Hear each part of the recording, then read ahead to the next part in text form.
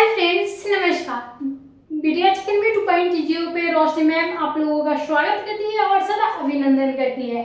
तो आज फिर से एक क्लास में आ चुकी है रोशनी मैम, जो आप लोगों को बीएड फर्स्ट ईयर से रिलेटेड वीवीआई क्वेश्चन बताती है, जिसमें आप लोगों का ईपीसी 1, ईपीसी 2, ईपीसी 3 हो रहा है। ईपीसी 1 हो चुका है, ईपीसी 2 हो चुका है और आप लोगों का स्टार्ट हो चुका है ईपीसी 3। जो भी बच्चे हमारे क्लास में नए हैं, जाके बेल आइकन को दबाइए और चैनल को फॉलो कीजिए, ताकि आप लोगों को हर एक अपडेट हर एक तरीके से मिल जाएगा जो आप लोग चाहते हैं। अगर आप बिहार के किसी भी यूनिवर्सिटी से अगर आप बीएड कर रहे हैं तो आप लोगों के लिए ये सुनहरा मौका होने वाला है, क्योंकि रोशनी मैम फ्री में लेकर आ चुकी है 25 से 27 सेशन वाले बच्चे को क्लास।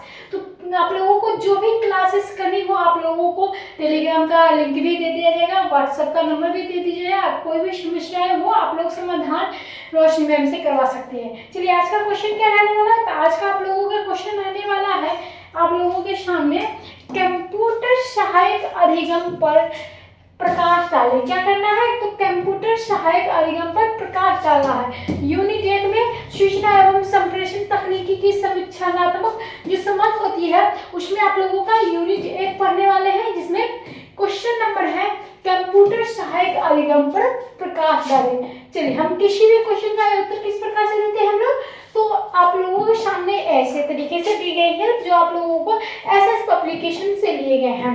जो आप लोग अगर पास में किताब हो तो देख सकते हो, अगर आप लोगों के पास किताब नहीं है तो जरूरी है हमें कमेंट करिए, ताकि मैं आप लोगों को ये नोट है सारे पीडीएफ बना के आप लोगों के पास भेज दूंगी। चलिए, क्या है कंप्यूटर सहायक अधिगम में CLA ई लर्निंग का भाग कंप्यूटर सहायक अधिगम का इतिहास पुराना है। यह तकनीकी संपूर्ण विश्व में विभिन्न परिप्रेक्ष्य के प्राथमिकता विद्यालय से लेकर विश्वविद्यालय स्तर तक उपयोग में आ रहा है। सर्वप्रथम इसका जो 1950 से 1960 के मध्य अमेरिका कंप्यूटर सहायक अधिगम में प्रारंभ हुआ था। इसकी स्थापना कब हुई थी? तो 1950 में। आप लोगों को क्या वर्तमान समय में कंप्यूटर मानव गतिविधियों के अधिकतर क्षेत्रों में, विशेषकर शिक्षा का क्षेत्र में उपयोगी है। आप लोग भी अगर कंप्यूटर उपयोग करते होंगे तो जरूर ही बताइएगा। और बीएड से जो भी बच्चे हैं वो हमारे क्लास में देख रहे हैं तो ये जरूर ही बताइएगा कि आप लोगों को रोशनी मैम का क्लास कैसा लगता है। चलिए, अब हम लोग क्या करेंगे, समस्त शिक्षा तंत्रों में कंप्यूटर का उपयोग द्वारा परिवर्तन में आ रहे जैसे शिक्षण विधियों, अधिगमकर्ता की भागीदारी में शिक्षण अधिगम प्रक्रिया में, मूल्यांकन के अनुसाधन क्रिया में आदि है। कंप्यूटर में सहायक अधिगम की प्रक्रिया जो है, यह एक सक्रिय साझेदार की भूमिका होती है, जिससे अधिगम जो अधिक प्रभावी हो जाते हैं, और यह एक व्यक्तिगत शिक्षक विद्या है। और कंप्यूटर सहायक अधिगम कंप्यूटर द्वारा जो सिखाई जाने वाली विषय वस्तु या समाधानों के लिए प्रयुक्त होता है, जिससे शिक्षा में जब कंप्यूटर का प्रयोग किया जाता है तो उसे हम कंप्यूटर सहायक शिक्षण अथवा कंप्यूटर सहायक अधिगम कहते हैं। ये आप लोगों का क्या हो गया, परिभाषा हो गया। और यहाँ पे क्या था, आप लोगों का परिचय हो गया कंप्यूटर का। चलिए, अब इसके माध्यम से शिक्षण, व्याख्या तथा परीक्षण संबंधित जो कार्य होते हैं वो कैसे किए जाते हैं। तो कंप्यूटर सहायक अधिगम की प्रक्रिया जो क्रियात्मक होती है या अधिगमकर्ता होती है, आवश्यकता अनुसार जो व्यक्तिगत अधिगम के अनुभव कराने के समझ होते हैं। अतः में हम लोग जानेंगे कि यह वर्तमान समय में शिक्षा के किन कारणों से महत्वपूर्ण आवश्यकता माना गया है, जिसमें पहला पॉइंट आप लोगों के सामने आ चुकी है, शिक्षक व शिक्षकों पे दबाव कम होता है। क्या होता है? तो कंप्यूटर ऐसा चीज हो गया है जिससे हम लोगों को या कोई भी शिक्षकों को हाथ से लिखने या कोई भी इंसान को हाथ से लिखने की जरूरत नहीं पड़ता। बस आप लोग कीबोर्ड लो और चला दो तो ऑटोमेटिक लिखा जाता है। आप लोगों को क्या है, अक्षर पे टाइप करना है, बस टाइप करना है। तो कंप्यूटर सहायक अधिगम में शिक्षक का प्रशिक्षण पर का दबाव का दिया है, क्योंकि कंप्यूटर में सहायक अधिगम की जो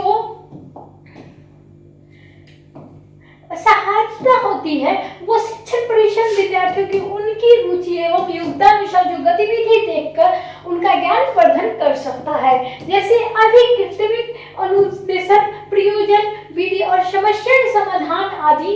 इसमें प्राप्त ज्ञान को रुचिपूर्ण, सुगम एवं है। जिससे दूसरा पॉइंट क्या आ जाता है, तो कंप्यूटर सहायक अधिगम में हमें दूसरा पॉइंट पढ़नी है, विद्यार्थी में कंप्यूटर के प्रति जानकारी में वृद्धि। उससे पहले आप लोग क्या करिएगा, क्लास को लाइक कर दीजिएगा, क्लास को शेयर कर दीजिएगा, और आप लोग कौन सा यूनिवर्सिटी से है वो जरूर ही लिखिएगा। आप लोग क्लास के लास्ट में फीडबैक देना जरूर ही ना भूलिएगा, ताकि आप लोगों को रोशनी में फिर से इसी तरह बढ़िया से बढ़िया तरीके से बीएड का कोर्स कराएगी, जिससे आप लोगों को फ्री और मुफ्त में कराया जाएगा, एक भी रुपये नहीं मांगे जाएंगे। चलिए क्या है, तो कंप्यूटर सहायक अधिगम में विद्यार्थी की कंप्यूटर साक्षरता, डेटा बेसिंग, कंप्यूटर विज्ञान आदि जैसे जानकारी की वृद्धि होती है, और परिणाम स्वरूप इससे विद्यार्थियों को शिक्षा में मदद मिलती है और आत्मविश्वास से भरकर स्वयं अध्ययन होती प्रेरित होता है।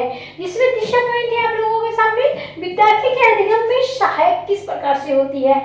तो विद्यार्थी के अधिगम में सहायक किस प्रकार से होती है, तो प्रारंभिक शिक्षा जो विधियों में तुलना कंप्यूटर के सहायक अधिगम से विद्यार्थियों का अधिगम अधिक प्रभावी एवं सरल होता है, क्योंकि इसमें विद्यार्थी स्वयं सक्रिय हो जाता है और उसकी दृश्य भव्य श्रव्य इंद्रिय सक्रिय होती है। अब हम लोग क्या चलेंगे, तो चौथा पॉइंट, जिसमें चौथा पॉइंट में क्या है, कंप्यूटर सहायक अधिगम द्विपक्षीय संप्रेषण में सहायक किस प्रकार से होती है। तो प्रारंभिक पुस्तकों में व्याख्यान शिक्षणों में एक पक्षीय संप्रेषण होता है, साथ ही इनमें विद्यार्थी को उद्दीपन प्राप्त नहीं होता है, क्योंकि इनमें अथाह क्रिया न्यूनतम होती है। इसके विपरीत कंप्यूटर का सहायक अधिगम में मीडिया का अथवा प्रकरण के साथ में अथाह क्रिया करते हुए विद्यार्थियों को अध्ययन करता है। इसी को हम लोग क्या कहेंगे, तो कहेंगे कंप्यूटर सहायक अध्ययन, यानी द्विपक्षीय संप्रेषण में सहायक किस प्रकार से होती है, वो भी कंप्यूटर अधिगम में। चलिए अब क्या है, तो कंप्यूटर सहायक के अधिगम के उपयोग, कंप्यूटर के सहायक अधिगम शिक्षा में क्षेत्रों में निम्नलिखित तरीके से उपयोग किए गए हैं। तो आप लोगों को हर एक तरीका बतलाया जाएगा कि किस प्रकार से कंप्यूटर जो सहायक होते हैं, कंप्यूटर सहायक का अधिगम होता है और किस प्रकार से कंप्यूटर का इस्तेमाल किया जाता है, किन किन चीजों के लिए। ये सारी सुविधा आप लोगों को एक ही क्लास में मिल जाएगा, यानी वीडियो एकेडमी 2.0 में आप लोगों को मिल जाएगा, वो भी रोशनी मैम से। चलिए यहाँ पे क्या है, तो पहले जो है आप लोगों को जो उपयोगी है, आप लोगों को क्या आएगी, तो यह तकनीकी शिक्षा में पूरक के रूप में उपयोगी, क्योंकि इसके द्वारा शिक्षक की उपस्थिति की अनुपस्थिति दोनों स्थिति जो है विद्यार्थियों को अधिगम करा सकता है। अगर क्लास में शिक्षक हो या नहीं भी हो तो क्या है, तो उनसे बच्चे को कोई भी जो भी जरूरत है आप लोगों को क्लास कराए। जैसे कि डिजिटल बोर्ड पे आप लोगों को खान सर डिजिटल माध्यम यानी यूट्यूब के माध्यम से पढ़ाते हैं, उसी प्रकार से कोई भी शिक्षक क्लास में नहीं है तो वो डिजिटल बोर्ड के कारण यानी सोशल मीडिया के कारण क्या है, कंप्यूटर के कारण आपको पढ़ा सकते हैं। चलिए दूसरा क्या है, इस तकनीकी में विद्यार्थी स्वयं अधिगम करता है, जिससे प्रत्येक विद्यार्थी को स्वयं प्रदर्शित करने में ऑप्शन उपलब्ध रहते हैं। तो इसी कारण से तीसरा पॉइंट हम लोग देखते हैं, इसमें विद्यार्थियों के आत्मविश्वास में वृद्धि होती है और क्योंकि वह स्वयं क्रिया करके सीखते हैं तथा उस तुरंत प्रोत्साहन स्वरूप को पृष्ठ पोषण प्राप्त होते हैं। जिसमें चौथे पॉइंट है, इसमें अधिगम प्रक्रिया को पूर्ण रूप से रिकॉर्ड और तथा पूर्व में तैयार किए जाते हैं और संसाधन अध्ययन की सुविधा भी रहती है। पांचवा क्या है, इसमें उत्तम व उपयोगी उपकरणों के तथा अध्यायों के रिकॉर्ड करके संकलित रूप से रखा जा सकता है तथा समय अनुसार जब चाहे पुनः उपयोग में लाया जा सकता है। तो इसी प्रकार से इस कहने का मतलब है कि कोई भी चीज का हम पीडीएफ बना के रख सकते हैं और जब मन करे तब हम आप लोगों के सामने प्रस्तुत कर सकते हैं और आप लोगों को दिखा सकते हैं। ऐसा नहीं कि आज हम रिकॉर्ड कर रहे हैं तो आप लोगों को आज ही बतला रहे हैं। आज का क्लास, आज का रिकॉर्ड भी कभी 5 साल बाद भी आ सकता है या 5 साल पहले भी आ चुका होगा। तो खान सर देखते हैं ना, खान सर का रिकॉर्ड हर एक टाइप जो होता है अलग अलग होता है और अलग अलग दिन में होता है। चलिए, यह तकनीकी विद्यार्थियों से द्विपक्षीय संप्रेषण द्वारा जो संवाद स्थापित करता है, जिससे विद्यार्थियों की सक्रिय रहकर अधिगम करता है। सातवां क्या है, कंप्यूटर एवं विद्यार्थियों के अथक क्रिया के फलस्वरूप विद्यार्थियों को सीखने की गति में वृद्धि होती है। आठवां क्या है, यह तकनीकी शिक्षा आधारभूत अवधारणाओं में परीक्षण करने के लिए बहुत ही उपयोगी होती है, जैसे समस्याओं का समाधान और प्राथमिक अनुदेशन होता है। नौवां क्या है, इसके माध्यम से शिक्षा में गुणवत्ता वृद्धि की जाती है, क्योंकि इनमें सूचनाओं की एनिमेशन जो होती है वो ध्वनि के रूप द्वारा प्रस्तुत किया जाता है। अब हम लोग जानेंगे 10वें पॉइंट, यानी 10वें और अंतिम पॉइंट, जिसमें क्या है, इसमें मल्टीमीडिया के द्वारा बहुआयामी तरीके से अध्ययन किया जाता है और जिससे प्राप्त ज्ञान के अधिक अस्थायी से रुचिपूर्ण किया जा सकता है। तो आप लोगों का क्या था, क्लास आज का कंप्यूटर से सहायक अधिगम पर प्रकाश डाले थे।